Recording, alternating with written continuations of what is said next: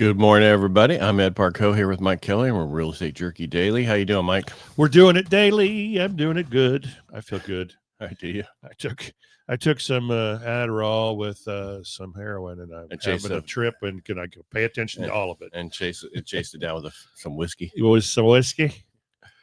Yeah. So what's going on this morning in the world of real estate and lending? Well, not much. I've been watching the thing that's going on over in NATO area. They had the whole thing the last 2 days for NATO, and listening to the president's press conference with Marco Rubio and Pete Hestage, and it was really good. Yeah. President Trump's gotten all countries to pay 5% towards NATO, which has been unheard of for the last 30 years. Yes, except for Spain. They just said now don't want to. So Trump said, that's okay. You'll just pay more in tariffs. Good.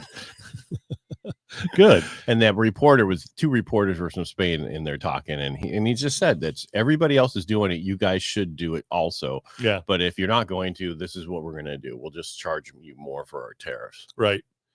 Well, and this or that, it's called negotiations. What's NATO? You should be putting in money to help protect your country. That's what the whole. It shouldn't just be the United States and maybe England.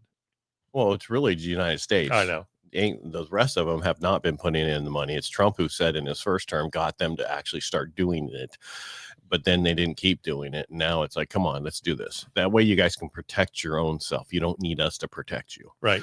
And if you guys do that, it will be a more peace. Let's get peace in the world. And they were hitting him up. What about Iran? Are you going to do this? And he's like, no, they can sell their oil. They fought a war. Great. Right. They both sides did the best they could. And they need to rebuild. They need to get the oil and sell it and rebuild. And that's what it's just a different take on it than other people have taken it. Yeah. He doesn't hard stance. Right. He does. Well, he also doesn't take it personally that two people are fighting. He's just like, you're in school and two kids are fighting. You walk up, like, dude, stop, man. Now shake hands and let's go figure out what we can do towards peace and towards peace in the world. Fine. Right. So you have numbers. Why don't you go ahead and do your numbers? Oh, but they're exciting. Are they? They sound like it. Watch, listen. Are you ready for this excitement? Snap, crackle, pop. Snap, crackle. That's as large as I can make it before it gets too large for the screen. So 867 active listings in all of Stanislaus County. Now that's up probably about 150 from last week. And the pending sales, they just hang out in the 350s, 360s.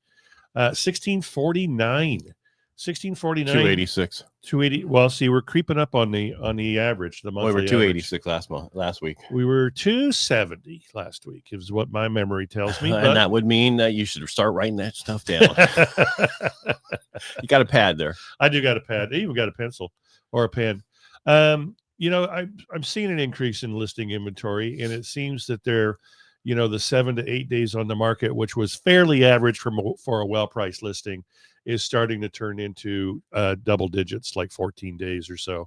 But the activity is still pretty prevalent, pretty good. That was it. That's all I'm going to share. That's sad. Except if you want to talk about the Compass and Zillow. Well, we can get there in a minute. That Chuck brought up yesterday. Yeah, let's do that at the end. Cool. So the Dow's down about 102 points overall. I didn't even look this morning. I can just look over the corner of my eye. I have that one monitor turned into a TV. There you go. The rates have given back about 5 basis points, so rates have gotten a little bit worse today. Actually, end of the day yesterday, I would lock somebody, and the difference from the morning to the end of the day, and there wasn't much movement, so I don't know what happened. It was almost a $2,000 difference in cost. Wow. Yeah.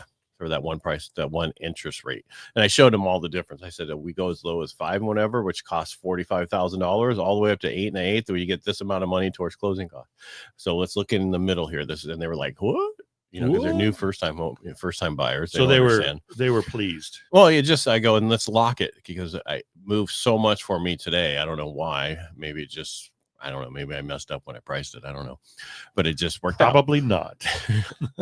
The 10 years still sitting around 4.31, opened at 4.30, just sitting there. So, the 10 years not really moving much. They're still beating up on Powell, saying that he needs to go, that he is not doing what needs to be done. Well, there could be inflation. Well, Trump said today, I told him, all right, if there's inflation in a year from now, raise the rates. Yeah. But they have to. They did a lot of short-term debt in the Right. last administration that is coming due, and because of where the rate is right now, instead of lowering it, it's going to cost $900 billion. Well, that's not bueno. So if they could just lower the rate, it wouldn't cost $900 billion. And so that's why he's like, we need to lower this so we can go ahead and refinance this debt. And that's, I think, what the whole goal is. It's not overall interest rates, because what the Fed does has nothing to do with interest rates, right? Which that's the short-term rates. Short-term, but all that will overnight. help over time for everything else. When was the Fed created?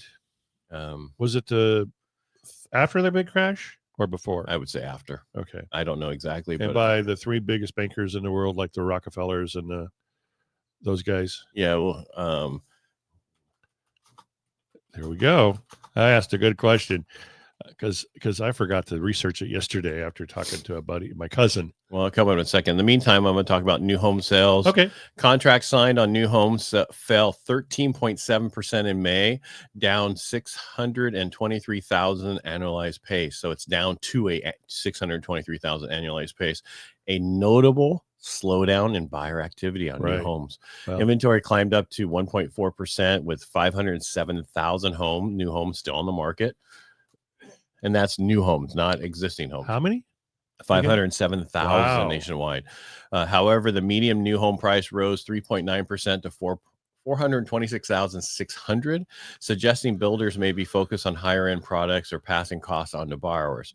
I think they're adding the cost of the $25,000 that they're giving you to buy the rate down onto your purchase price. Absolutely, 100%. And the so-called paid off solar. All right. So the Federal Reserve, often called the Fed, was created December 23rd, 1913. It was established by the Federal Reserve Act, signed into law by President Woodrow Wilson in a response to a series of financial panics, especially the Panic of 1907. That highlighted the need for a central banking system to ensure financial stability in the U.S.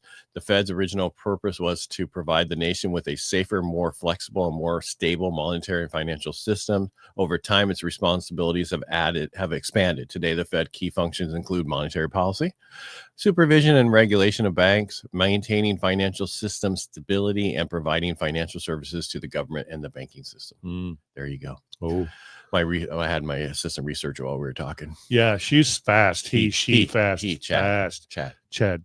Fast. All right. So we talked about new home sales. Mortgage applications came out. So overall application volume rose by 1.1%. That means one more every out of 100. Mm-hmm. Purchase applications flat week over week, but up 11% year over year. That really doesn't mean anything, because a year ago we weren't really doing much. Right. It was worse. A good sign for sustained this is funny how they add this stuff in. This is a good sign for sustained home buying interest. Whatever. People are buying. If is this price right, the right house, it's going. Yeah. Because people understand that they only come up so often. Right. Yes. Correct. The refinance applications are up 3% on the week and stronger, 29% higher this time last year, which doesn't really mean much, because if you go back to September of last year, it was up 220% because rates had dropped. Right. So we're just kind of stuck here in this lull where people are buying homes, but it's not setting any new records. Yeah. And last year, September was like the first 2 weeks of September, right? Yeah, it was gone right and away. Then, it was and gone. Then they talked on the 18th and everything went. Yeah, when everybody said, I'm going to wait until 18th to do this. Yeah. And then 18th came and the rates went through the roof. Yeah. Because they talked. Right, but they're waiting for a rate cut. Right. Well, but they're talking about the Fed again, which has nothing to do with long-term rates. Right. But it does affect, they sometimes go down the same road, but in a different direction. Exactly. But the war didn't do much. This, if it's called a war, because that was to rates, it was really what they called a 12-day war. And according to not everybody, but like AOC, we have to impeach the president because he went into war. No, he didn't. He did a military action. Yeah. Like Obama and Clinton and Bush and who else? Every other president. Yeah. Because if they don't have to go to Congress if it's a military action. Yeah, right. That's not a war. That's why even Vietnam was not even a war. It was an action. Police But action we have at first, yeah. Yeah, well, and I mean, if you go back, there's other countries talking about all this different stuff, and they have a totally different take on things, which Yep. is how things are. And I, who knows what the right thing is? I just know that I'm here to help you. That's all I know. Me too. I'm here to get you in escrow and close the escrow too, unless you're just completely opposed to closing and you just want to waste time. And But if that's the case, go somewhere else. yeah, exactly. It's a sad time, but I'm not sad. I'm a happy boy. All right, good. So you were going to talk about I wanted to talk about the Compass and Zillow lawsuit. So Compass files a lawsuit against Zillow because Zillow says we're not going to advertise your pocket listings. We're not going to promote your pocket listings. So what's a pocket listing? And a pocket listing is when you've got this listing in your hand, but you tell them, we're not going to expose it to the entire market. We're just going to keep it in-house. Trying to double end it. Try to double end it. For the company or the agent. Company and or agent. And I guess if it's the same agent, it is the company too. It is, yeah, both. True. No, I'm going to act as your buyer, and I'm going to change companies for that short period. No, what I mean is, yeah, exactly. My statement was, and for the company, well, it could be both because another agent in the office could write the offer, or the same agent writes the offer. Exactly. It's still the best thing for the company. Exactly. So, and they're trying to increase their listing inventory without sharing it to the rest of the world, which is kind of an agreement that we've had for many, many years, is that we'll be fair and share our listings. That's how multiple listing service started. So, but they're a big company. It would be like if my company, not my company, but the company I work for, Remax, said, you know what, all our listings are going to go onto our website and Zillow, but nowhere else. We're not going to send it anywhere else. We're not going to put it in a multiple listing service. We're not going to use them. Period. End of conversation. It's just going to be basically a pocket listing, but we want the benefit of a larger conglomerate to promote our properties so we can get them sold faster. Just put them in the MLS. So Compass says that's not fair. You should be able to put every property on the market. That's not your business model. And Zillow says, we get to do what we want to do because we're who we are. And if you're going to have a pocket listing, we're not going to promote it. I kind of agree with Zillow. I don't agree with Zillow on anything else. I agree with Zillow. I think pocket listings leave a lot of money on the table for the seller. It's never exposed to the true market. You mean leave on the table, which means they don't get it in their pocket. They've lost that. They've lost that potential. It's okay. My neighbor across the street. Meet with them. I tell them what I think I can get for their property. I say we need to put it on the market. This is a hypothetical, right? This is what I told them. Okay, say it's a hypothetical. It's a hypothetical. Right. I told them, if we go on the market closer to when you need to move and you're going to retire, we'll get more money. You don't have to worry about a rent back. We'll close escrow. You guys move, and we'll get a lot of money for you. Well, they listed, and I love the agent they chose, a childhood friend of his. They put it on the market sooner. They were scared to death that they were going to be left hanging, and they sold it for about $35,000 less than what I think they could have gotten it for it. So, and all those things, they did get a buyer that said, hey, we don't have to move for a couple of months, so we'll let you stay there for free after close of escrow till you need to move. So that's a benefit, but I still think the extra money would have been nice. Why do you think they didn't sell it for the right price? They just put it on the market cheaper, or they put it on the market? They put it on market, I think, at probably the right price, but they accepted the first offer that would give them the rent back, which was just at list price. I think they could have gotten more, but really nice home. Okay, so moral of the story. Just my opinion. Moral of the story. Do what you want. Do what you think is best for you. However, listen to your realtor. And I'm sure the realtor they chose probably told them similar, because he and I talked about it. Not that I'm always right. I mean, we could have gone on the market later and all this stuff going on, and they'd be sitting longer. Could be, or they could have went on later and not sold it in time. Exactly. All right, I was just getting some other stuff ready. All right. Anything else you want to add to that? That's all I got to say about Zillow and Compass. I think Zillow's in the right, but I'm not an attorney. Yeah, well, I think that there should not. I think pocket listings should be illegal. I believe so. Yeah. I mean, you do have those listings where I think you got to disclose completely to the seller. This is the potential. This is what you've got. If you're okay with it and the buyer's okay with it, then that's okay.